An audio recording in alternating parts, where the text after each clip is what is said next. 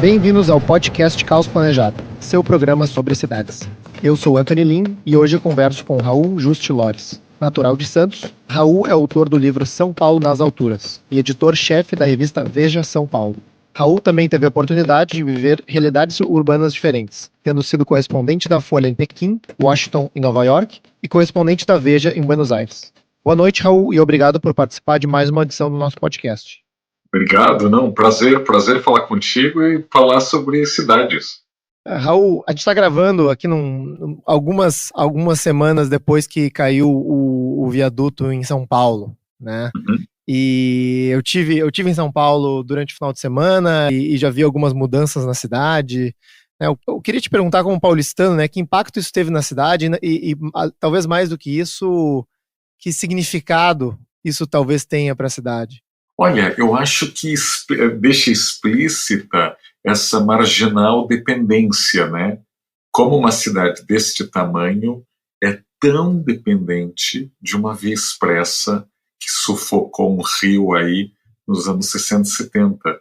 A gente continua aí num modelo rodoviarista, num modelo que ama construir obras viárias, mas que detesta pensar em manutenção, em manter o que é construído, e com um transporte público muito deficiente, né? Então, na prática, o trânsito na cidade toda piorou, porque quase todo mundo passa de alguma maneira ou pela marginal ou por avenidas que são impactadas pelo trânsito na marginal, congestionamentos que costumavam acontecer aí na hora do rush, agora acontecem ao longo do dia, especialmente para os moradores ali daquela área próxima ao Parque Vila Lobos, que nos últimos anos ganhou aí dezenas de condomínios altos, com muitos apartamentos. A vida deles mudou de cabo a rabo, né? Assim, a hora que se acorda, a hora que se volta para casa, os programas sociais à noite que você cancela, ou que você deixa de fazer, ou que você sai mais tarde. E tão sério quanto a ideia de que a prefeitura não tem a menor ideia nem de como anda a situação desses viadutos. Então a gente está aí esperando talvez novas tragédias, assim, que ponte pode cair, que elevado pode rachar, dependendo da hora, pode realmente... Gera uma incerteza muito grande, né? Ou seja, é um grau de amadorismo, de improviso, que choca, né? Ou seja, cadê o projeto original? Não, ninguém tem o projeto original. Não se sabe como esse viaduto foi construído. É um viaduto que tem 40 anos. Não é um viaduto feito durante o Império Romano. Não é um viaduto feito no Brasil Colônia. É um viaduto que tem 40 anos. E a prefeitura da maior cidade do país não tem ideia como ele foi construído. Logo, a gente pode ter certeza aí que vai levar ou muitos meses ou mais de ano para a gente conseguir colocar esse viaduto em bom estado. Então, acho que é um choque, mas ao mesmo tempo é um lembrete, né, de como estamos despreparados, como a nossa infraestrutura está largada nesse estado. Né? Um choque de realidade que, inclusive, poderia ter sido pior, né? Super, com certeza. Com certeza. E eu acho que tu falou bem, né? Mostra o quanto a gente é dependente do automóvel, talvez não só em São Paulo, mas nas cidades brasileiras como um todo, né? E isso me lembra um pouco da sua viagem recente à Coreia, né? Que eu acompanhei à distância, né? Pelas redes sociais e fiquei curioso de te perguntar o que tu viu por lá, né? Quais são os exemplos positivos, né? Que a gente poderia importar aqui no Brasil. Perfeito. Não, meu Instagram serviu aí de ponte entre a Coreia e o Brasil, porque eu vi tanta coisa que eu não teria nem páginas, nem linhas para descrever tudo que eu vi, então acho que o Instagram tentou dar conta. Em linhas gerais, Seul está se reinventando numa velocidade gigante. Seul era uma São Paulo, por assim dizer, até uns 10, 15 anos atrás, ou seja, uma cidade construída muito aceleradamente entre os anos 60 e 70. sem grandes arroubos arquitetônicos, sem se preocupar muito com a natureza ou com a paisagem construída. Ou seja, uma cidade feiosa, grande e um tanto caótica, até recentemente. E que eles perceberam que ter um urbanismo esperto, ter arquitetura melhor, ter uma cidade mais viável para quem mora, para quem chega no aeroporto, para quem circula, é um bom negócio. No caso deles, um ótimo negócio. Eles perceberam que as cidades atraem talentos, atraem investidores, atraem empresas, turistas, se conseguem oferecer uma qualidade de vida. Então, Seul está se reinventando, acho que mais do que se embelezando, ela está se reinventando para uma economia do século XXI, para uma economia baseada no conhecimento, em atrair talentos, em ter marcas, né, marcas reconhecíveis, e que vai muito além do K-pop, né, do pop coreano, do cinema deles, que já é muito bom, ou das marcas famosas aqui, como Samsung, LG e Hyundai. Eles começaram já no início dos anos 2000, demolindo um grande minhocão e ressuscitando um pequeno rio que estava canalizado, né, soterrado por esse minhocão, o Cheonggyecheon, e o Cheonggyecheon virou um grande parque aí linear de 7 quilômetros ao longo desse rio. Virou uma sensação, né? Várias pessoas compartilhando notícias, fotos. Super, né? As crianças atravessam o rio, tem pedras aí colocadas no rio para as crianças atravessarem de uma margem a outra. É um riacho, na verdade, né? Mas que criou aí um ponto turístico central, valorizou em muito metro quadrado daquela área, que era uma área de lojinhas, borracharias, oficinas mecânicas. A prefeitura espertamente mudou o zoneamento da área, então permitiu a construção de vários prédios ao longo desse parque, aproveitando aí a Nova Vista, que é isso, a prefeitura investiu e também está sendo inteligente de colher aí os frutos, de colher esse retorno. Então, a prefeitura valoriza uma área e consegue se beneficiar, arrecadar mais. E eu acho que essa lição ela está se replicando em várias áreas da cidade. A ideia de você reinventar áreas a partir de um investimento público esperto. Eu vi isso no antigo depósito de combustíveis, que virou um parque aí cultural, o MAPPO, MAPPO, para quem quiser googlar. Eles fizeram isso na região de Dundaemon, onde havia um estádio de futebol que foi demolido, ele já estava antiquado, não tinha o padrão FIFA, né, para a Copa eles abrigaram em 2002, esse estádio foi demolido e deu lugar aí para um grande centro de design, que junta incubadoras, museu, galerias, shopping e uma marca aí de design colocada num bairro de moda bastante decadente. Seria o bairro aí, seria, sei lá, uma espécie de Brás, para quem conhece São Paulo, o Brás da Coreia do Sul. E daí um vigor e a ideia de que a indústria da moda local deveria estar mais próxima dos designers, dos inovadores. Eles estão fazendo o mesmo agora numa área chamada Sewon, que seria aí uma espécie de Santa Ifigênia de Seul, ou seja, uma área de eletrônicos, de fabriquetas a lojinhas. Eles estão criando aí a Maker City, ou seja, a cidade das pessoas que fazem produtos com impressoras 3D, que criam protótipos, ou seja, que injetam a inovação numa área que até há pouco tempo era de commodity, né, de manufatura eletrônica. E tudo isso junto com uma ideia imobiliária de embelezar a cidade, de arrecadar mais, de acabar com o desperdício, né, de metros quadrados de áreas degradadas bem no meio de Seul. E então, em geral, o que eu vi é uma cidade que se tornou mais bonita, que se tornou mais cosmopolita e que está pensando em criar os empregos do futuro. Cá entre nós é um dos grandes dramas de Nova York a Londres ou de São Paulo a Cidade do México, ou seja, aonde estão esses empregos do futuro, né? Como incentivar a inovação, o empreendedorismo e o conhecimento. E se eu descobriu que como urbanismo, você também pode dar um grande empurrãozinho para a sua marca cidade. Eu tô falando nos exemplos de lá, né, fica evidente que no Brasil a gente tem inúmeras dessas áreas industriais, né, Claro. ficaram abandonadas durante décadas, muitas vezes, sob leis de zoneamento que basicamente condenavam elas ao uso industrial, né, até apodrecerem, né, e agora a gente está aí lutando e debatendo para ver o que se faz com essas áreas, né. Ou que tombam de uma maneira que transforma e que tenta congelar essas áreas e que inviabiliza qualquer investimento.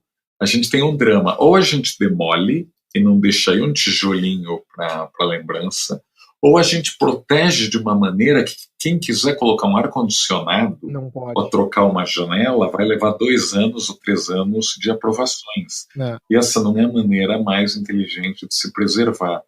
E então há aí uma espécie de purismo preservacionista que fica nesse pêndulo. Ou você deixa o imóvel se deteriorar completamente, ou você inferniza a vida de quem quiser adaptar, atualizar uma construção. É bom lembrar que o Coliseu Romano tem passarelas metálicas para os cadeirantes. E aqui no Brasil ainda é bastante comum se criar uma polêmica se alguém tenta fazer uma reforma que ofereça acessibilidade num prédio histórico. É. O Coliseu Romano devia ser o nosso benchmark. A gente não tem tantas obras aí mais antigas ou mais importantes que o Coliseu. Muitas contradições legislativas, né? Acessibilidade, incêndio, né? Um monte de coisas que acabam sendo conflitantes porque essas coisas não existiam, né? Essas regras não existiam na época que as construções foram feitas. Uhum. Mas acho que isso entra num tema de talvez pragmatismo asiático, né? Eu tenho ascendência chinesa e sei assim que em muitas cidades asiáticas querem fazer, né? Elas querem buscar investimento, querem transformar a cidade, né? E eu acho que, por exemplo, o debate em relação à altura, né? E fazendo talvez um pré-gancho, né? Para a gente falar do teu livro, as cidades asiáticas não têm muito preconceito em relação a prédios em altura que existe no mundo ocidental. Tu teve essa sensação em Seul também? Olha, elas abraçam a modernidade, é fato, e quase é uma competição, quem tem o prédio mais alto, né? Quem tem aí o Empire State local. Mas a gente tem que lembrar que as cidades ocidentais também passaram já antes das asiáticas por essa revalorização de áreas centrais e especialmente de dar novos usos a esse patrimônio histórico-industrial. Assim, Londres hoje tem arranha-céus e soube reaproveitar a área dos docks, Nova York também, Barcelona, mesmo Madrid hoje em dia tem arranha-céus. Eu acho que aos poucos, o que a Ásia está fazendo, aliás, a Ásia é um conceito muito amplo, né? O que o Extremo Oriente anda fazendo, aliás, o que eles têm feito nas últimas décadas, que é estudar o que é bem sucedido, estudar os bons exemplos e tentar fazer melhor. Isso em várias áreas, também no urbanismo, também na reinvenção das cidades. Talvez por uma questão cultural eles não deem tanta importância para a preservação ou para o tombamento. É muito comum na China um prédio antigo, se está em mau estado, eles preferem demolir e construir uma réplica do que ficar preserva. Eles não acham isso tão importante. Mas a questão de reinventar cidades, eu acho que eles estudaram os melhores casos de Bilbao a Paris, de Milão a Chicago, e estão tentando fazer melhor com tecnologia de hoje e com muito investimento, com muito dinheiro, com o seu balcão de negócios sendo convidativo e não uma corrida de obstáculos como é no Brasil. A impressão que eu tenho quando eu vou para Seul ou mesmo para Singapura é que os governos estão num balcãozinho, tem drink, tem flores, tem um lounge. Olha, investidor, o que eu posso fazer para te ajudar? É verdade. Enquanto no Brasil, o balcão de negócios parece um guichê de repartição pública, com grade, com jaula, parece uma prisão, em onde a pessoa de trás da grade pergunta: como eu posso complicar a sua vida e tentar te desmotivar a fazer um investimento aqui? É algo muito antigo, E o mundo não está esperando que o Brasil destrave a sua burocracia. Então, os lugares que são mais convidativos e mais atraentes, seja Santiago do Chile, seja Bogotá, ou seja Estado do México, o investidor está indo para esses lugares. Se eles acharem que uma cidade é muito complicada, muito burocrática, o trânsito é ruim, os rios são poluídos, é inseguro, o investidor leva a sua malinha, o seu dinheiro para outro lugar. Bom, acho que alguns ouvintes devem estar pensando, bom, então a gente fica sem investidor e é assim mesmo, né? Mas eu acho que o teu livro tem muito a dizer sobre isso, né? E como isso impactou na história da arquitetura de São Paulo. Então, São Paulo nas Alturas, né? O teu livro, lançado ano passado pela editora Três Estrelas, fala da revolução modernista da arquitetura e do mercado imobiliário nos anos 50 e 60. Uhum. Eu estou com ele aqui em mãos, tem fotos e mapas impressionantes, né, de uma pesquisa super extensa que você fez durante quanto tempo, Raul? Olha, eu sempre gostei desse assunto, eu digo sempre, sei lá, por 15, 20 anos. Admirava esses prédios da São Paulo dos anos 50, até me perguntava, quando eu ciceroneava familiares ou amigos visitando São Paulo, por que os prédios aí que me impressionavam mais, ou que impactavam os forasteiros, eram todos de uma mesma época, né? Eu lembro até de uma frase que eu costumava repetir, né? Parece que não se construiu nada dos anos 70 para cá. Então isso, e aí eu me interessava como jornalista, eu adoro fazer perguntas, eu adoro pesquisar, vasculhar, e fui meio que acumulando aí esses conhecimentos, essas histórias, esses nomes. Mas fazer o livro, aí fazer entrevistas, pesquisar e escrever, foi um período aí de 1 ano e meio, quase 2 anos, quando eu voltei de Washington para o Brasil, no final de 2015, e que eu realmente me dediquei a tentar descobrir os porquês desse casamento aí bem sucedido entre o mercado imobiliário e a arquitetura de vanguarda, que produziu aí pelo menos 200 prédios muito bons, de qualidade e viáveis economicamente, nessa São Paulo dos anos 50. E acho que valeu a pena. Muito. Nós conhecemos muito pouco do nosso passado, e como nas últimas décadas praticamente é um divórcio entre arquitetura e mercado imobiliário, acho que é uma curiosidade grande do leitor em tentar descobrir como resgatar essas lições dessa época. Não, e é um livro que eu acho que não interessa apenas quem mora em São Paulo, eu acho que interessa quem gostaria de entender desenvolvimento urbano, urbanismo, mercado imobiliário, arquitetura, né, e quem simplesmente tem um olhar crítico em relação à cidade onde mora, eu recomendo fortemente a leitura. Muito obrigado. Eu acho que não é um livro só para arquitetos. Aliás, eu não sou arquiteto, eu não escrevo como arquiteto, até porque não sou arquiteto, mas principalmente acho que o objetivo do livro era sensibilizar o cidadão urbano, ou seja, a pessoa que mora em cidade, seja o advogado, o médico, o vereador, o prefeito, e por que não dizer os incorporadores, os construtores.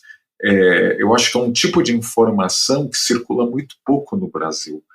A mídia fala pouco de arquitetura, fala pouco de cidades. Talvez nos últimos anos melhorou um pouquinho, a gente até está falando, sei lá, de ciclovias e zoneamento, mas ainda é um assunto que é considerado elitista ou hermético pela grande maioria. Você vê gente sofisticada, que sabe tudo de economia, de política internacional, mas que defende aí leis de zoneamento, que defende tombamentos e burocracias que na prática são tóxicos para as cidades. Então acho que até o conhecimento básico de urbanismo devia ser mais popular. Eu acho que um dos motivos de querer escrever esse livro é, de alguma maneira, atingir novos leitores, ou seja, não pregar apenas para os convertidos. Não, perfeito. Acho que esse, inclusive, é o nosso objetivo aqui no Caos Planejado, e se tiver tempo aqui no final do podcast, a gente cobre um pouco desse assunto também, que é o jornalismo sobre urbanismo, né? Perfeito, perfeito. Então, Raul, o teu livro ele comenta que as principais obras arquitetônicas que valorizam a paisagem de São Paulo foram criadas por uma relação saudável entre incorporadores e arquitetos no mercado imobiliário, né? Que hoje, infelizmente, talvez não exista mais, né? Ou talvez esteja começando a mudar. Mas teria como tu comentar um pouco sobre isso para os ouvintes, sem talvez estragar o coração do livro? Acho que não. O livro tem tanta história, tem tanto personagem bom que eu acho que eu não seria um spoiler, por assim dizer. Mas o Copan, o Conjunto Nacional, ou a Galeria do Rock, a Galeria Metrópole, eu acho que seriam inviáveis hoje em dia, porque as nossas leis têm um preconceito contra o adensamento e contra a verticalização. De alguma maneira, as leis brasileiras remontam aí àquela crença dos anos 50 e 60 que o carro seria uma maravilha, uma bênção para as cidades, e que logo seria melhor desenhar uma cidade copiando ou se inspirando em Los Angeles do que em Nova York. Nova York é uma cidade pouco amistosa para os carros e muito amistosa para o pedestre, para o usuário do transporte público. Já Los Angeles é o paraíso do carro, mas coitado do pedestre, de quem procura o metrô. E eu acho que as nossas leis ainda facilitam, incentivam isso. Eu diria que no Brasil inteiro é mais fácil você fazer algo como a cidade universitária da USP ou como o plano piloto de Brasília do que criar uma área densa, multiuso, verticalizada como o centro do Rio ou como o centro de São Paulo. A própria exigência de recuos em boa parte do Brasil, ou zoneamento por uso, né, esta área é estritamente residencial, ou esta área só tem prédios comerciais. É o mais comum e o mais fácil. Então, se a lei premia ou incentiva o feijão com arroz, porque o incorporador ou investidor vai tentar fazer um banquete aí de comida catalã? Vai todo mundo no feijão com arroz. E a impressão que eu tenho também, né, que antigamente, né, e aí a gente está falando de até 1850, talvez, a gente produzia essa cidade de uso misto, né, e dinâmica, e densa, e caminhável, né, e o interessante é que depois de talvez 50 anos, né, produzindo uma cidade com uma legislação, né, um planejamento que incentivava o uso do carro e o espraiamento, hoje aparentemente existe uma tentativa de inversão, né? Talvez o plano atual de São Paulo tenha essa característica, né? Bom, alguns critérios foram feitos de forma equivocada, vamos tentar mudar isso e novamente tentar normatizar isso, né? Essa é a impressão que eu tenho, que é sempre uma tentativa de controle, de direcionamento, né? Embora o resultado anterior tenha sido relativamente espontâneo, né? Verdade. Então, hoje tem, né, essa questão de, bom, vamos adensar os corredores, né? E aí entra lá todo um diálogo, né, um discurso de adensamento, de função social da propriedade, de aproveitamento da infraestrutura, mas, por algum motivo, no interior dos bairros, né, fora dos eixos, esse mesmo discurso não vale. Verdade. Né? Então, como é que tu vê assim, essa mudança, né, e como é que isso tem impactado a cidade de São Paulo? Olha, eu acho que entre os planejadores urbanos, eu diria que até em parte da classe política e da classe aí que desenha as leis, né, acho que essa mudança já foi meio que digerida e deglutida. De você priorizar o transporte público, de você fazer ciclovias, de você ter bairros multiuso, até empreendimentos multiuso.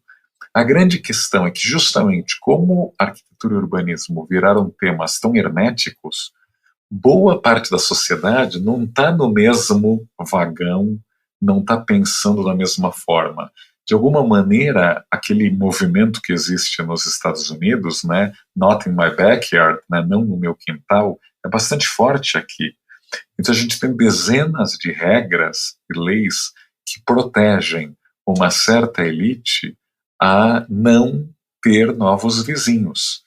Então, na prática, você não permitir novos usos ou não permitir prédios é uma maneira de tentar congelar certos bairros de elite muito bem servidos de infraestrutura pública e que não querem ganhar mais vizinhos.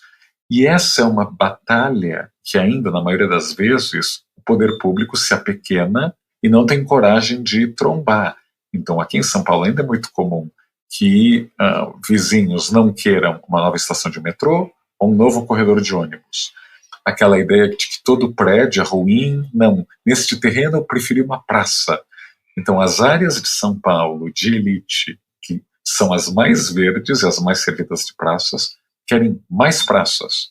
Ou seja, nunca haverá dinheiro sobrando para você fazer mais praças e parques em bairros periféricos onde não existe uma única árvore. Então, esse cabo de guerra, essa tensão entre planejadores urbanos e o status quo de uma elite que acaba criando ela própria uma cidade de deslocamentos muito longos, de uma mobilidade muito prejudicada e de que você inviabiliza ter recursos financeiros para criar a infraestrutura tão espalhada, né? Ou seja, a cidade compacta é muito mais barata de ser cabeada, de ter metrô, de ter transporte público. Mas, de alguma maneira, a gente tem aí uma elite que mora em áreas pouco densas, que acredita que são densas justamente por esse desconhecimento, inclusive de comparar com cidades pelo mundo, mas de não se importar tanto com essa hiperdensidade na cidade informal, na cidade irregular. Então, em São Paulo, nós temos bairros centrais pouco densos, de casas unifamiliares com quintal, e temos uma periferia quase sem lei, ultra densa, mas longe de tudo, especialmente de onde estão os empregos. Então, você, na prática, obriga aí 8 milhões de paulistanos a gastar aí 3 horas por dia no transporte para ir e voltar do trabalho. Não, sem dúvida, né? Eu costumo dizer que a opção da moradia unifamiliar de baixa densidade, principalmente para quem tem poder aquisitivo, sempre vai ser uma opção, né? A gente sai de São Paulo, dirige alguns quilômetros, a curva de densidade vai diminuindo naturalmente e logo, né, praticamente a única alternativa que existe é a residencial de baixa densidade. Mas para uma vida em cidade, normalmente quem opta por esse estilo de morar é quem faz o trade-off, né? De, bom, vou morar mais longe para ter este luxo de morar numa casa, né? E isso, inclusive, acontece nos Estados Unidos, né? Apesar de toda a suburbanização, essa é a escolha que muita gente faz, né?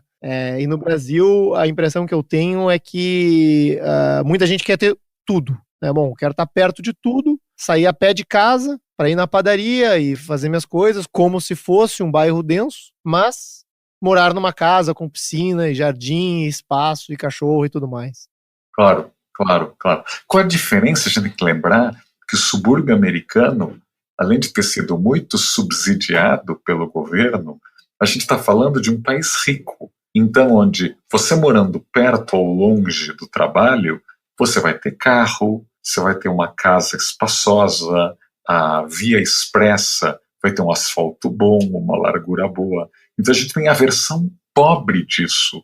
Então, se lá o impacto é muito mais ambiental, né, de desperdício de terra, de poluição, de muito mais combustível gasto, aqui a gente tem esses mesmos problemas, mas acrescente os problemas de um país pobre, onde a pessoa vai depender para ir para o trabalho num ônibus ruim, num ônibus antiquado, num transporte público que tem que fazer diversas baldeações, morar em áreas que não tem não só emprego, mas que não tem entretenimento, ou que não tem escolas boas, ou que se o seu filho chegar à faculdade, você vai ter que fazer uma viagem mais longa, porque ali não tem curso superior. Então a gente importou um modelo que já é complicado na origem, mesmo com dinheiro, então você acrescenta aí obstáculos da pobreza, né? Não, perfeito. Bom, o Plano Novo de São Paulo, de forma geral, ele tende a essa restrição, né? Porque o meu entendimento é que, digamos, no agregado, o potencial construtivo diminuiu, né? Ainda é muito baixo, muito baixo. Ainda é muito baixo, né? Ele aumentou nos corredores de adensamento, mas esses corredores representam uma pequena fração apenas, né, dos terrenos da cidade. Verdade. Mas nesses corredores, pelo que eu entendi, assim, foi o único lugar que se tornou disponível para construção, né? Então a gente tem visto muita transformação nesses corredores, né? E o Raul aqui é editor da Veja São Paulo, né? E a revista tem sido excelente em cobrir os temas urbanos da cidade. Recentemente vocês falaram sobre a transformação da Rebouças. Como comentar um pouco sobre essa transformação e o que tem acontecido nos corredores? Então, é uma transformação aí positiva, porque então a gente tinha aí áreas de corredores como a Rebouças totalmente desperdiçadas, né? Uma avenida que dos dois lados tinha aí casinhas, muitas delas aí pela questão do zoneamento só podiam abrigar showrooms ou lojas aí de aluguel de vestidos de noiva ou negócios que estavam aí morrendo, mas você não podia colocar ali um restaurante, um bar ou uma academia de ginástica. E é uma área que nos últimos anos ganhou inclusive metrô. Agora, é tudo muito concentrado, né? Então estão surgindo vários prédios muito parecidos na Rebouças, ainda com unidades, com apartamentos do mesmo tamanho, tentando aí focar no mesmo público. Eu acho que em parte vai ser um sucesso, porque a demanda é reprimida, mas o ideal é que isso acontecesse ao longo da cidade. Eu acho que o plano diretor priorizou um espaço ainda muito reduzido, eu acho que é 8 ou 10% só da cidade que pôde aí se adensar mais. E mesmo assim, em números, esse adensamento, é bom lembrar, ainda é pequeno. Comparado aí, sei lá, com Barcelona, com Nova York, ainda é bastante pequeno. Você pode construir, em alguns desses lugares, 4 vezes o tamanho do terreno em metros quadrados, o que é pouco. A média em Nova York é 12, Manhattan, se não me engano, são 16 vezes o tamanho do terreno. Pensando no conjunto nacional, no Copan, né, prédios emblemáticos da cidade. Acima de 12. Ou seja, a questão é a qualidade do projeto. Ou seja, eu consigo entender os críticos da nossa verticalização, porque, de fato, o mercado imobiliário nas últimas décadas tem produzido prédios, condomínios tão ruins, tão de costas para a calçada, tão alheios à vida urbana, que eu até consigo entender. Olha, nesse lugar que tinha uma vilinha, uma casa simpática, um mercadinho, agora vai sair um espigão amuralhado, com uma guarita enorme, com aquelas plantas cheias de espinhos, anti-cachorro. Então, acho que a reação natural de muita gente fala, não quero esse tipo de prédio. Agora, olhando para os anos 50, quando você tem um conjunto nacional com o Copan, a vizinhança sai ganhando. A vizinhança frequenta a galeria de lojas, ou o cinema, ou os novos moradores deixam aí a calçada mais segura e mais viva. Então, assim, se os empreendimentos são bons, e se tem uma relação boa com a cidade, todo mundo ganha.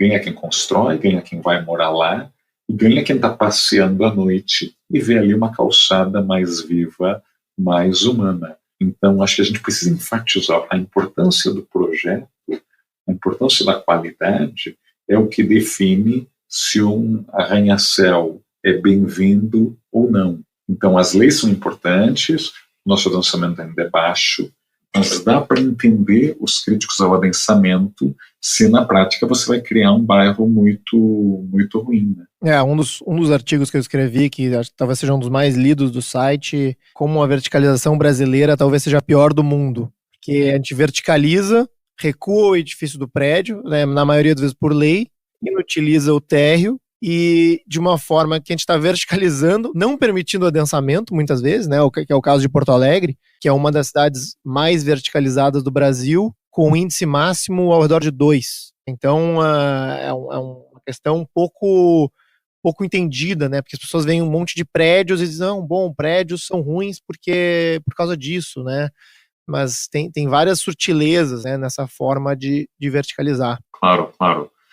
Ou seja, há formas e formas. Eu acho que a reputação, né, o termo acabou ficando muito prejudicado, né? Quando você fala em verticalizar, a pessoa já acha que totalmente é um instinto totalmente de proibir, ou prefiro a casinha. Acho que o cálculo que as pessoas deveriam fazer, seja em Porto Alegre ou em São Paulo, é que se milhões e milhões de pessoas morarem em casinha, as distâncias serão muito maiores. Aí sim a vida, a nossa emissão aí de CO2 vão ser bastante piores e bastante mais nocivos, né, para a cidade. O custo de infraestrutura, tudo aumenta, né? Com certeza, com certeza. Mas, Raul, nessa transformação da Rebouças em alguns prédios novos de São Paulo, eu não sei, porque eu acho que no mercado imobiliário do Brasil como um todo, principalmente depois desse período de crise nacional de forma geral, mas o mercado imobiliário foi afetado bastante nesses últimos anos, muitas incorporadoras começaram a ver que, bom, a commodity não é mais vendida tão facilmente quanto antes. Claro. O copia e cola dos projetos não funciona mais. Uhum. E eu tenho conversado com alguns incorporadores que têm tido esse discurso. Tu vê algum retorno, assim, a gente estava falando no divórcio da arquitetura e do mercado imobiliário, né? Uhum. Tu vê algum retorno dessa união daqui para frente? Eu vejo, eu acho que está num momento de paquera. Não é o retorno ao casamento, mas acho que o divórcio já ficou para trás. Acho que é um momento de paquera, porque está muito mais difícil vender imóveis, não só por causa da crise, mas também por uma mudança cultural aí enorme, com a geração do milênio, que é bastante menos interessada em adquirir um carro como as gerações anteriores e provavelmente também menos interessada em comprar a casa própria do que seus pais e avós. Isso cria um enorme ponto de interrogação para o incorporador. Como eu vou construir, como eu vou conseguir vender ou alugar esses novos imóveis?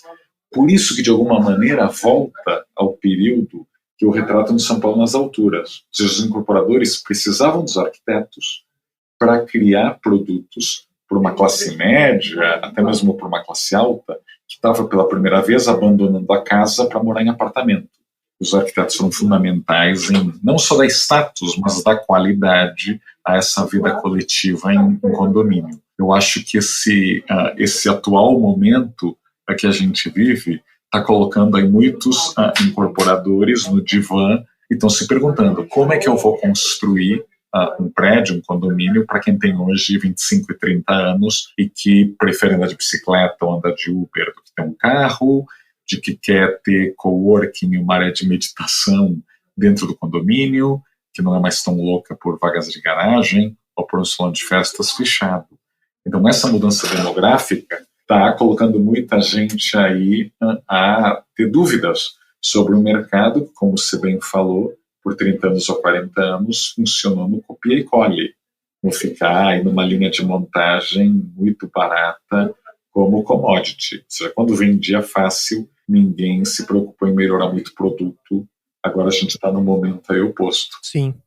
E, Raul, essa questão, ou essa mudança, ela envolve também o que a gente estava falando de noção popular, né, ou de cultura da arquitetura. Envolve jornalismo para escrever sobre arquitetura e urbanismo, envolve educar não só os incorporadores, mas os consumidores, Claro. né, de saber diferenciar entre um produto e outro. Envolve a própria academia de arquitetura e urbanismo, né, que também ficou descolado do mercado imobiliário. Né? Eu me formei em arquitetura e urbanismo, passei os 5, 6 anos de faculdade sem ter projetado um edifício residencial. E eu acho que isso é comum da realidade acadêmica no Brasil inteiro. Uhum. Né? Os projetos são centros culturais, teatros, museus, galerias, coisas assim mais sexy, talvez. Sim. Mas poucos arquitetos se formam sabendo o feijão com arroz. Claro. Né? Como desenhar uma planta.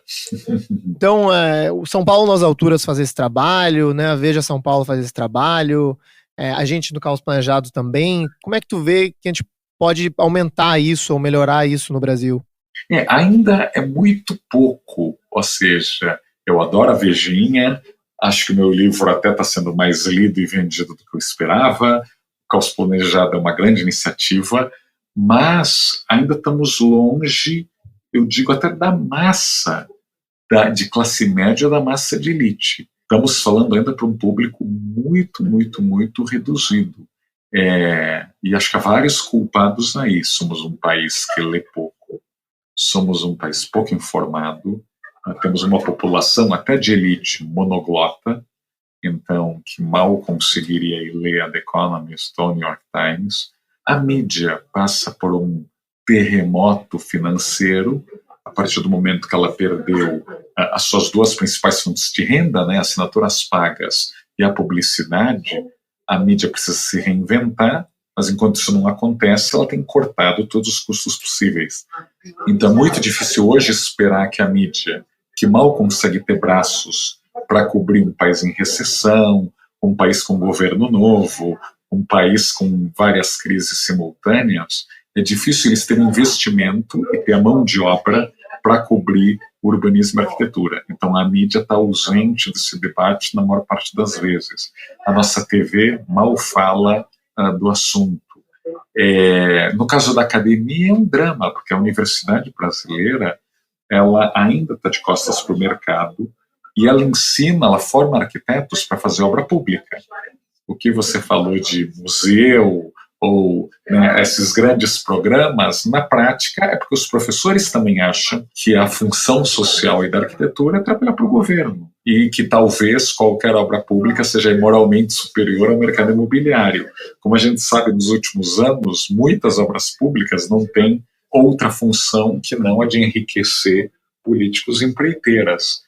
Então, essa visão bastante naif que qualquer obra pública seja para melhorar a sociedade, as pessoas deviam estudar quais foram as obras feitas para a Copa do Mundo ou para a Olimpíada, não eram as mais necessárias no Rio ou nas capitais que abrigaram a Copa. Então, a universidade está ausente, ela não fala do assunto, tem um preconceito enorme.